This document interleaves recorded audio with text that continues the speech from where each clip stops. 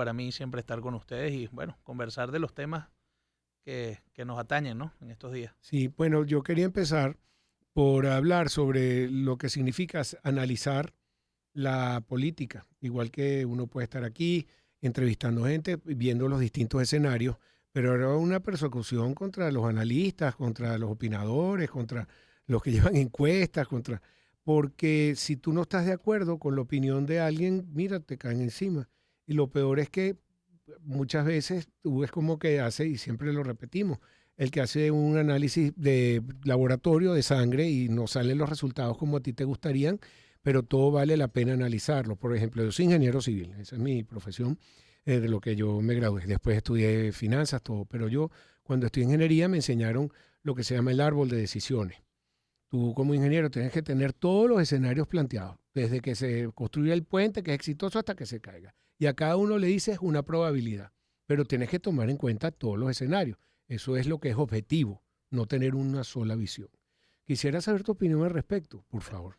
Bueno, la verdad, Pedro, es que es interesante tu pregunta, porque en estos tiempos de tanta convulsión, de tanta, digamos, en las que pareciera que hay mucha sensibilidad en el ambiente, a veces se hacen consideraciones, se hacen conjeturas en torno a quienes de alguna forma lo que estamos es buscando analizar el momento que el país está viviendo y que a veces desafortunadamente ese análisis no es lo que queremos, sino lo que es y ya.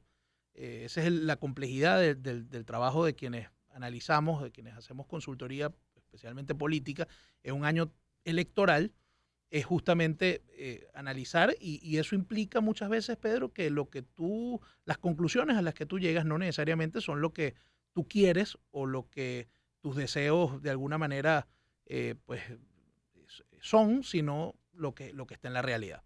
Y pareciera que, y aquí hay que distinguir lo que es el trabajo de los políticos de lo que es el trabajo de los consultores políticos.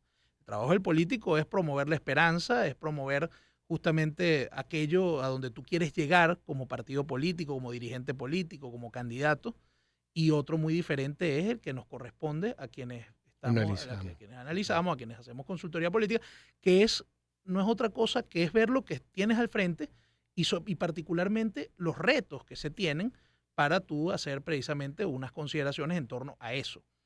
Y por eso tenemos que distinguir entre lo que es el voluntarismo y lo que es la realidad también. El voluntarismo, aquello que tú quieres, aquello donde tú quieres llegar, las aspiraciones que tú tienes. Y otra muy diferente es lo que está en la realidad y es lo que tenemos que analizar. Y yo me ha preocupado mucho que en los últimos días hemos visto un paredón de fusilamiento en redes sociales hacia algunos analistas, hacia algunos consultores, hacia algunos encuestadores, que han planteado preocupaciones muy válidas en torno al proceso electoral que está planteado para este año. Y entonces yo creo que tiene que imponerse la sensatez y la serenidad. Y la objetividad. Y la objetividad, ¿no? Porque naturalmente, bueno, hay quienes hacen análisis sobre la base de lo que dicen las encuestas, de lo que está en la opinión pública, y eso no necesariamente le gusta a todo el mundo. Y es posible que no siempre quienes analicen tengamos la razón. Eso también es válido, pero tenemos que ir a la discusión en el plano de las ideas, en todo caso. En el plano bueno, mira, y sobre En todo, el plano del debate político, de las ideas y no de la absolutamente. descalificación y con cuestiones superficiales, me parece a mí muchas Es que veces. lamentablemente hemos llegado a un punto en el cual algunos que obviamente tienen agendas políticas y es válido que las tengan, Sí. quieren llevarlo todo allí. Y quienes no tienen un discurso exactamente igual a lo que ellos piensan, a lo que ellos creen, a lo que ellos aspiran, entonces inmediatamente pareciera que están en la arena contraria, en la acera contraria. Y eso no es así necesariamente. Cada quien cumple su rol en la sociedad. Y ese rol tiene que ser tiene que darse desde el profesionalismo, tiene que darse desde la seriedad. Entonces el llamado es a la serenidad. Es decir, Sí. uno entiende que en estos momentos de convulsión hay mucha sensibilidad a Sí. flor de piel. Eso lo entendemos. Pero de allí a pasar a la descalificación, al asesinato moral, que pareciera que algunos, digamos, tienen eso en agenda, el asesinato moral del otro porque no piensa igual que yo, eso le ha hecho ya demasiado daño al país. Y si nos queremos distinguir algunos, digamos, quienes ocupamos algunos espacios o algunas tareas en la sociedad, de quienes han gobernado en los últimos años es precisamente de ese tipo de cosas. ¿Por qué si yo no pienso igual que tú, yo tengo que fusilarte Sí, por ejemplo, moralmente? quiero Para preguntar, deslegitimarte, porque eso no está bien y eso a mí me preocupa. Y veíamos en redes sociales en estos días gente que planteaba listas. Tenemos que hacer una lista para aquellos que están promoviendo determinada agenda. Bueno, pero ¿sobre la base de qué tú haces esa sí, por afirmación? ejemplo, hagan la lista de los que están en desacuerdo con las sanciones. Yo puedo estar de acuerdo o en desacuerdo, pero tú tienes el poder, Julio, por ejemplo, de influenciar a que quiten las sanciones de alguna manera con las amistades diplomáticas. Tú puedes llegar, esas son sanciones que impuso los Estados Mira, Unidos mira, y lo puso Donald Trump y son 925. Y ellos mismos están tomando sus decisiones con licencias individuales a cada una de las empresas que se las están mira, otorgando. es que si tú ves lo que dicen las encuestas, los estudios de opinión, Pedro, te revelan dos cosas fundamentalmente y que son transversales. La primera, el gran descontento que tiene la gente con respecto al gobierno. Es decir, la gente no está contenta con la gestión del gobierno. Eso lo dicen todos los estudios de opinión. Pero el otro punto central también es que la gente no está de acuerdo con las sanciones. Y es básicamente en un porcentaje similar, que supera el 70%. Es decir, entonces, bueno, tendrán que hacer una lista del 70% del país que no está de acuerdo con las sanciones, porque porque la gente al final rechaza todo aquello que implique empobrecimiento, todo aquello que implique dificultades, todo aquello que no abone el camino para la superación de la gente, y pareciera que la gente identifica como dos de los grandes temas que impiden su crecimiento al gobierno, pero también a las sanciones. Y entonces empieza Estamos hablando de las sanciones generales sí, para de las que sanciones generales, por supuesto, que son las que le afecten. dificultan la vida y las que le dificultan, digamos, la superación a los venezolanos. Esas son las que estamos Y te hablando. pregunto algo, ¿acaso esas sanciones han ayudado en el proceso de cambio hacia un gobierno democrático? ¿En qué han...? Mira, si algo no lo digo yo, lo dijo el propio Comité de Exteriores del Congreso de los Estados Unidos, si algo ha quedado en evidencia es que las sanciones no han logrado el cambio político para lo cual fueron impuestas originariamente. Y parte de lo que muchos hemos dicho es que las sanciones no se pueden convertir en un fin que para muchos se ha convertido también en una especie de modus vivendi. Entonces, las sanciones en todo caso, si se convirtieron en una herramienta política, yo no voy a entrar en la discusión de la sanción como herramienta política, si es válida, si no es válida, no. Es un hecho que la sanción se utilizó como herramienta política para presionar y para generar un cambio político. 5 años después, pareciera que eso no funcionó. Entonces hay que revisarlo, como todo aquí te hablo ya como consultor político. O sea, si tú tienes una estrategia y esa estrategia no funciona, tú no puedes insistir en esa estrategia. Tú tienes que revisarla.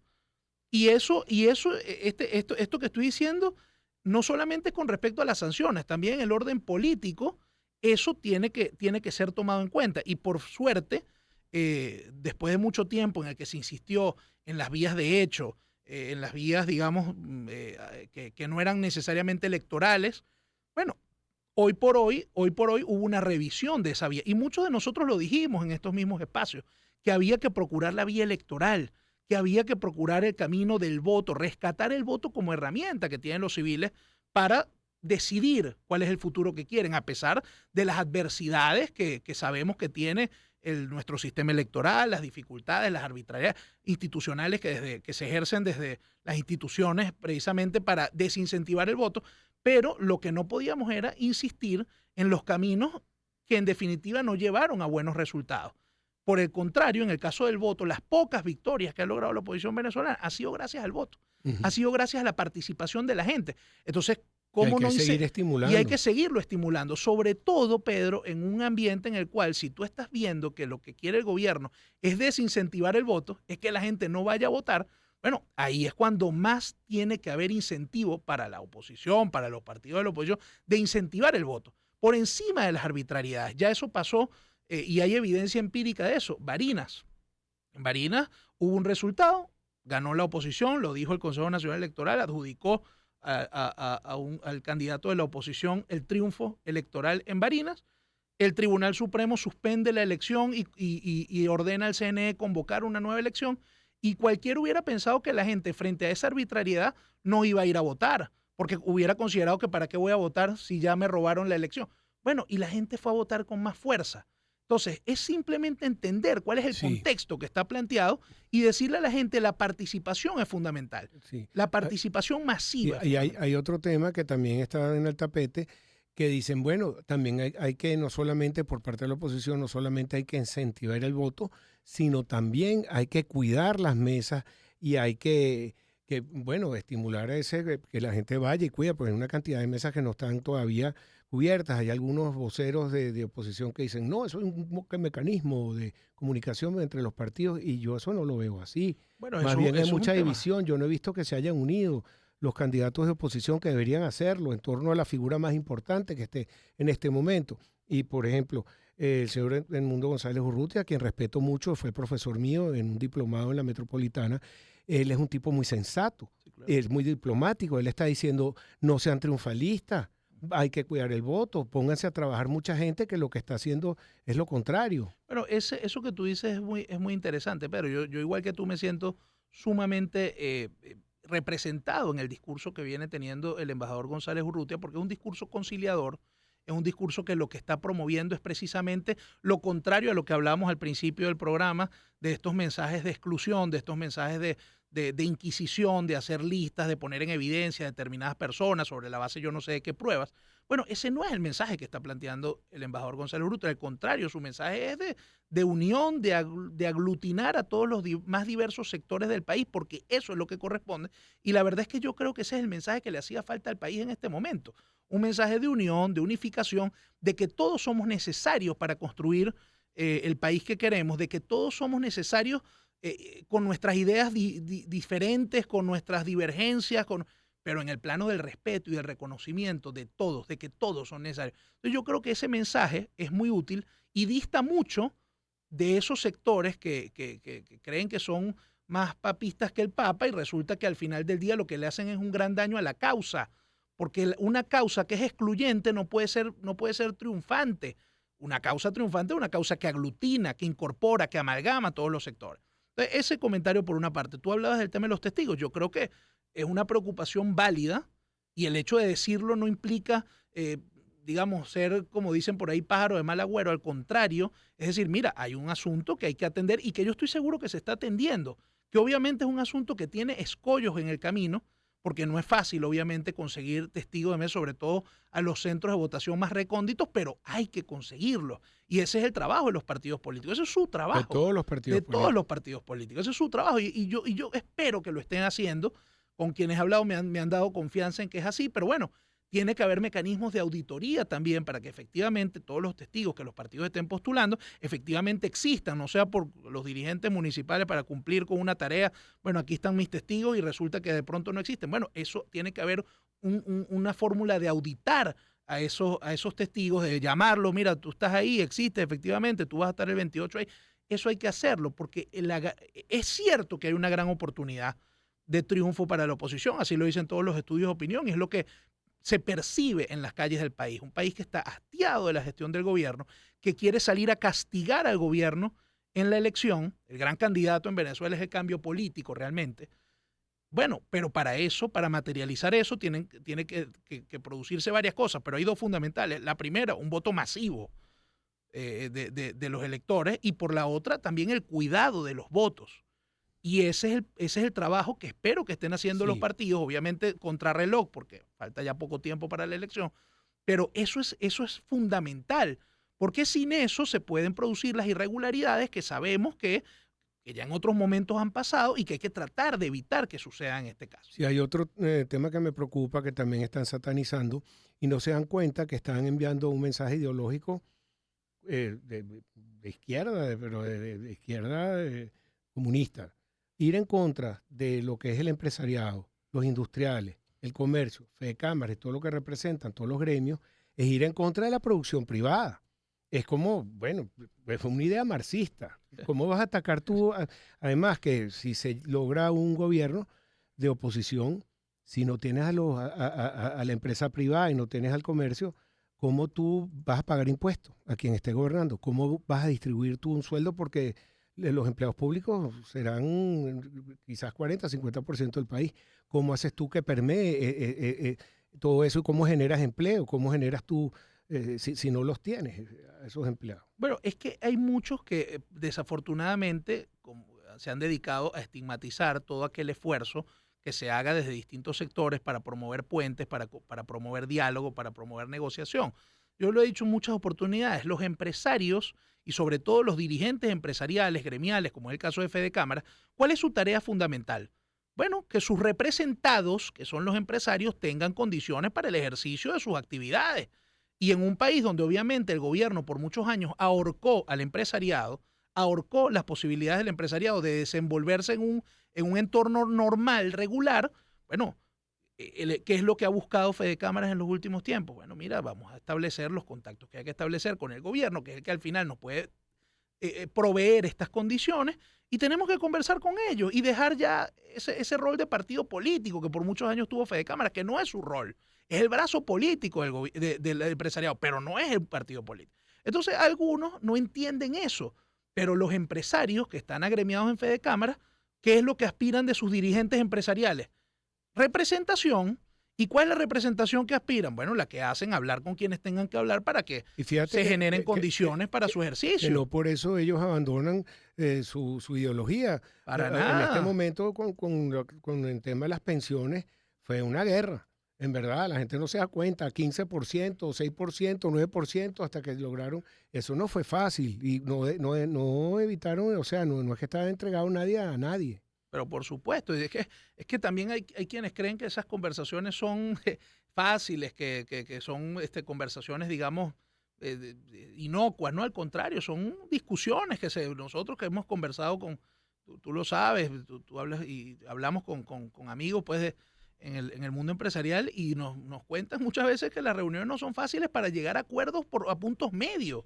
Pero si no hubieran esas conversaciones, desde el gobierno se tomarían decisiones que serían total y absolutamente, digamos, unilaterales y que no ayudan en nada al empresario. Entonces, al final del día, la gran reflexión, Pedro, es que aquí hay que entender que nos guste o no, el gobierno es una realidad y está allí.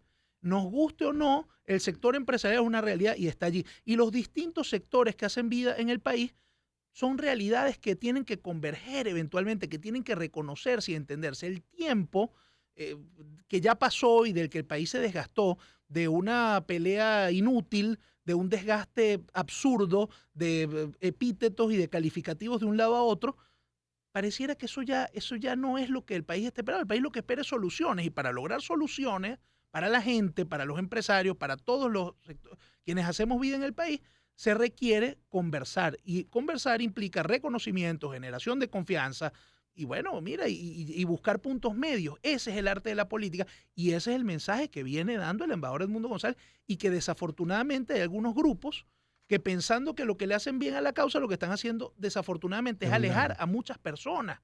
Y ese no puede ser el mensaje. El mensaje no puede ser de inquisición. Si tú no piensas como yo, entonces te expongo y te asesino moralmente para deslegitimar tu opinión. Eso no está bien.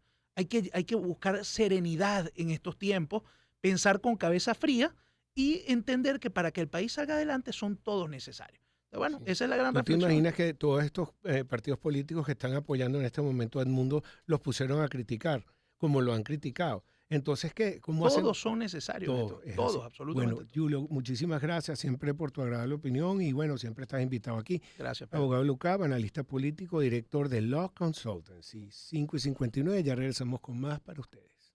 ¿Cuándo